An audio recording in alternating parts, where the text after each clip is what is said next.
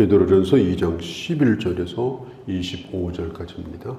사도 베드로는 흩어진 그리스도인들을 뭐라고 부르는가 하면 오늘 11절에 사랑하는 자들아 이렇게 부릅니다. 사랑하는 자들아.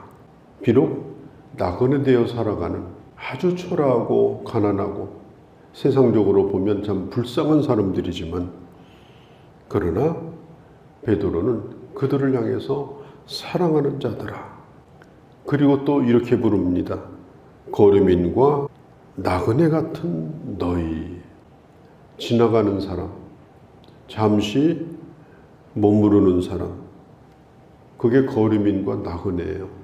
우리가 누구인가? 지금 흩어져 있는 나그네뿐 아니라 오늘 이 편지를 읽고 있는 그때 당시 성도들, 그리고 오늘 우리들이 누구인가 하는 것을 분명하게 보여주는 단어가 이 두 가지입니다. 거류민과 나그네. 일본의 제1교포를 거류민단 이렇게 합니다. 그래서 민단 이렇게 줄여서 말하거든요. 그 다음에 친북 성향을 가진 동포들을 조총련 이렇게 부릅니다. 그러니까 민단이라는 말은 거류민단의 준말이에요. 그러니까 일본에 살고 있지만 일본에 기여하기 전에는 일본에 있는 한국 사람으로 사는 거예요. 그렇다고 해서 지금 대한민국 사람들이 일본 우리 동포들을 맨날 생각하고 사냐? 솔직히 우리도 뭐 아침마다 그들을 위해 기도하냐? 그렇지도 않거든요. 그게 바로 거류민입니다. 아무리 그 땅에 오래 살아도 그 땅 사람이 되기 전까지는 그 땅 사람이 아닌 그게 거류민이에요. 오늘 우리 예수 믿는 사람이 그와 똑같습니다. 아무리 이 세상에서 평생토록 살았어요. 수십 년 살았어요. 그런데 나중에 뚜껑을 열고 보니까 그 땅 사람이 아니에요. 세상 사람들이 우리를 자기들 편으로 생각하지 않아요. 자기들과 다르다고 생각해요. 그리고 어떤 일이 닥치게 되면 무서운 핍박을 해요. 그럴 때마다 야, 내가 착각했구나. 내가 이 땅에 정착민인 줄 알고 살았는데 내가 거류민이구나. 하나님이 우리를 깨우쳐 주시는 거예요. 달라도 너무 다르구나. 내가 믿음이 없어도 나는 하나님의 사람이구나. 이걸 깨닫게 해주시는 거예요. 오늘 우리는 이 세상에 살면서 이 세상의 가치관, 거기에 영향을 강력하게 받습니다. 그들을 따라서 살지 않으면 도저히 살 수 없는 그런 강요를 받고 우리 스스로가 또 거기에 압박을 받고 또 어떤 때는 참 그게 좋아 보이고 그게 바로 오늘 우리의 현실입니다. 그러면 우리는 어떻게 살아야 되느냐? 오늘 11절에 이렇게 말해요. 영혼을 거스려 싸우는 육체의 정욕.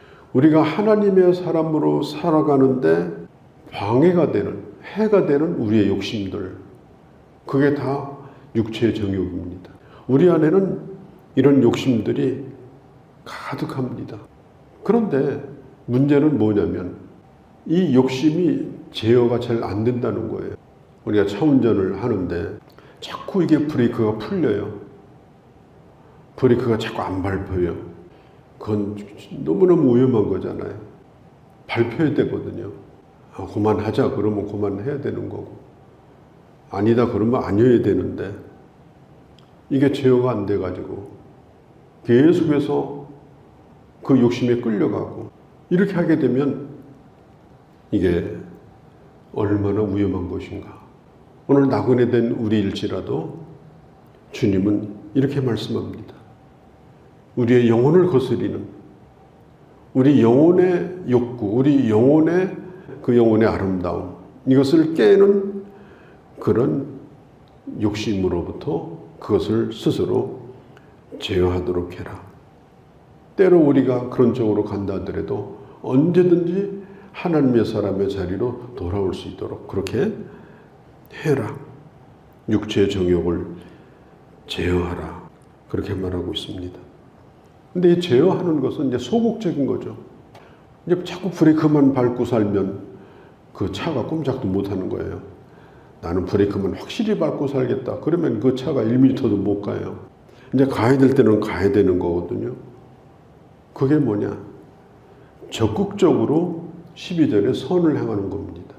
영혼을 거스리는 육신의 정욕을 제어할 뿐 아니라 우리는 우리가 가지고 있는 그 힘을 가지고 이제는 적극적으로 선을 행하는 삶을 향해서 앞으로 나아가야 된다. 오늘 내게 주어진 형편 속에서 내가 할 수 있는 일이 뭔가?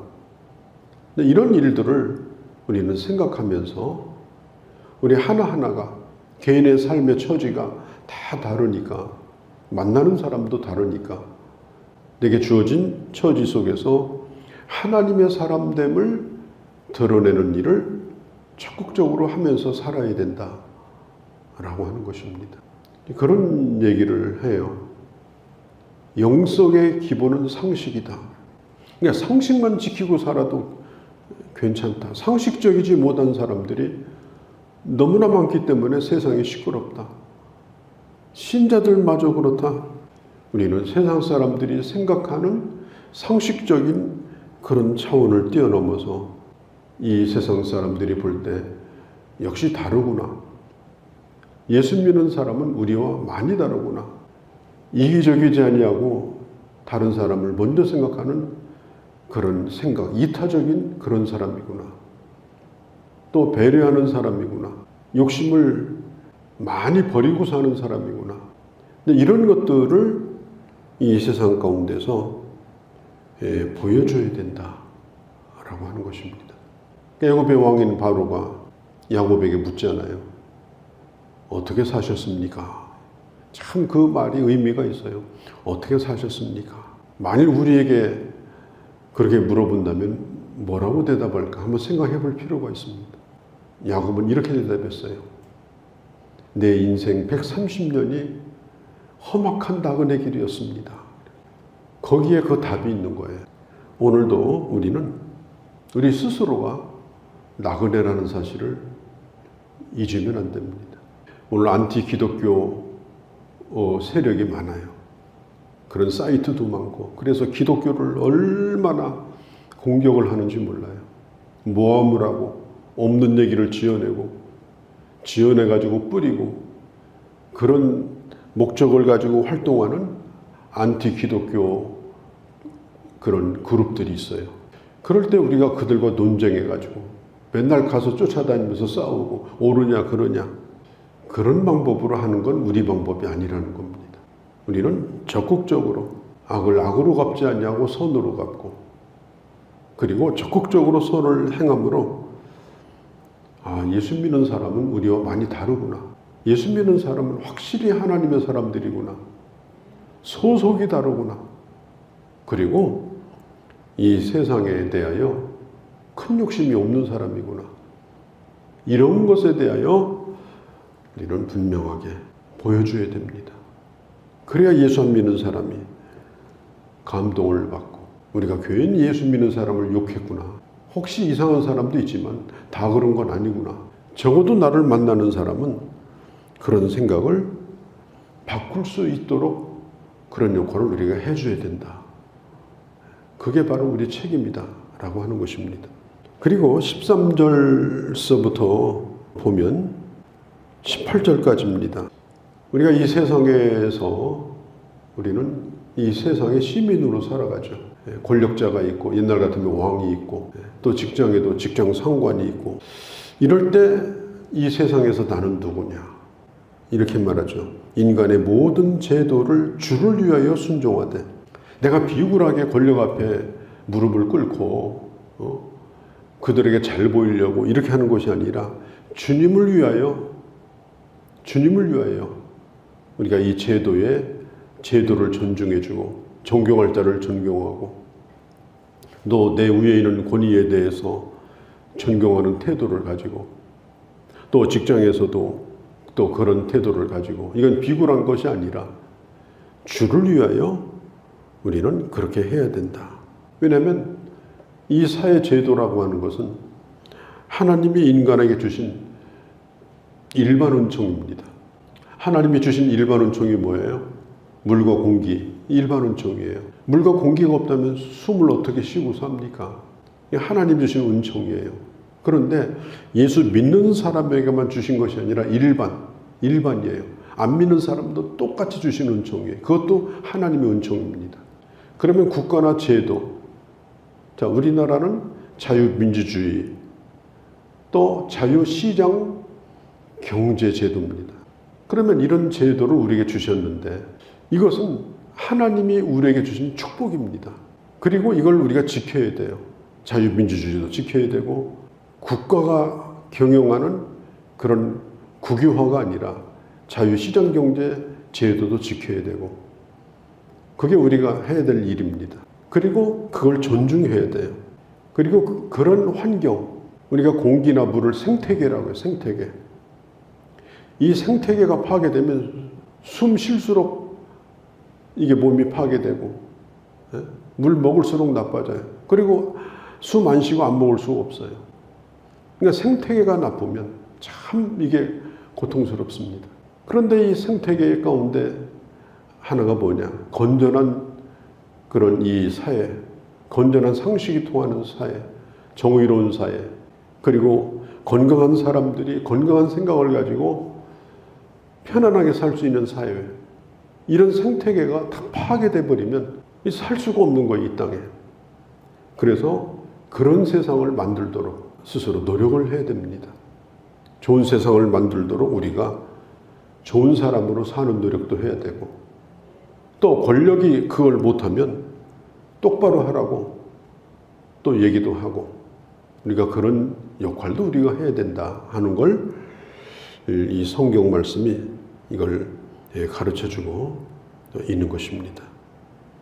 특별히 이런 말씀을 해요. 너의 자유로 말미암아서 그 자유가 다른 사람에게 악이 되지 않도록. 자, 16절 너희는 자유가 있으나 그 자유로 악을 가리는 데 쓰지 말고 하나님의 종과 같이 하라. 이 말이 뭐냐? 내 마음대로 하는 게 자유잖아요. 그런데 내 마음대로 해서 다른 사람에게 피해를 주면 그게 악입니다. 우리는 자유자로 삽니다. 그러나 자유를 스스로 제한하고 내 마음대로 살지 않냐고 다른 사람 유익을 위해서 사는 것, 또 덕을 끼치며 사는 것, 이게 바로 우리 예수 믿는 사람들이 해야 될 일입니다. 왜냐? 우리는 이 세상에서도 하나님의 종으로 사는 사람들이, 상관이 무섭고 대통령이 무서워가지고 순종하는 것이 아니고 더 높으신 하나님의 사람이기 때문에, 하나님의 종으로 살기 때문에 우리는 그런 건강한 삶을 살아야 된다 하는 걸 성경이 가르쳐주고 있고요. 그 다음에 이제 19절서부터 보면 이게 아주 중요한 말씀인데요. 주님은 우리에게 고난받는 모범을 보여주셨습니다. 아무 죄가 없는데도 억울하게 욕을 먹는데도 23절 같이 욕하지 아니하시고 위협하지 아니하시고 하나님께 다 23절 끝에 맡기시고, 그리고 24절 하나님의 뜻을 다 행하시고 25절 그리고 우리를 구원해 주셨습니다. 그 고난 가운데도. 그렇다면 21절에 우리도 그 자취를 따라오게 하셨느니라. 우리가 나쁜 일을 해가지고 고난받는 건 그건 고난받는 것이 아니고 벌받는 거고, 선을 행함으로 고난받는 것은 그건 20절에 아름다운 것이다. 예수님도 그렇게 사셨다. 그래서 주님의 자취를 따라가는 것, 고난받는 삶이라는 건 부끄러운 것이 아니다 하는 것을 오늘 성경이 가르쳐주고 있습니다. 거류민과 나그네, 이게 우리의 정체성인데 이 세상 가운데 우리는 특별한 하나님의 사람으로 부름을 받았으니까 개인적인 삶이나 사회적으로 사는 삶이나 우리의 가정생활이나 이런 모든 것들이 그런 가운데도 잠깐 사는 인생이지만 하나님의 사람으로서의 아름다움을 결코 잃어버리지 않고 하나님의 영광을 드러내는 삶을 살아야 된다 하는 걸 오늘 이 말씀 가운데 우리에게 가르쳐주고 있는 것입니다.